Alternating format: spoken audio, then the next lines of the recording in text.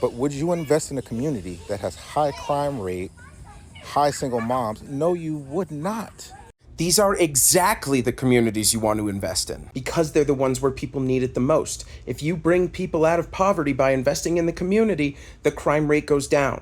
If you invest in social services like mental health resources, drug rehabilitation, recreation centers, so kids are occupied and they have things to do so they don't have time to commit crimes, public schools, when you invest in these things, statistically speaking, the crime rate comes down. Communities that have better social services and better social support networks have lower crime rates. Conservatives love to use this statistic that Black people commit more crimes, but never talk about how Black neighborhoods are more heavily policed, and never talk about how you're more likely to be arrested for a crime you didn't commit, and never talk about how you're more likely to be killed by a police officer. It kind of makes sense that you don't trust police and are kind of afraid of them, or how you're more likely to be stopped by a police officer when you're doing nothing wrong. You can see the rant I have on white supremacy, but this comes back to the notion that it's the individual's fault. It shifts the blame from our policymakers who can actually do something to help and onto the individual.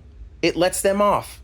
They would much rather us fight about the individual victim mentality that causes people to think this way. I'm not saying the victim mentality doesn't exist, but what do you think's going to be an easier, more effective solution to this? Try to convince the hundreds or thousands or millions of Black people who have this victim mentality to change their mind?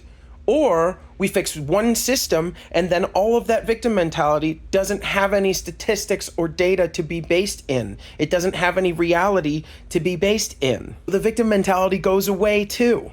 I don't know why people are so against fixing a broken system. Convincing the Black population that it's all in your head that's because you think that you're the victim makes them complacent, makes them stop asking more of this system that is rigged against them.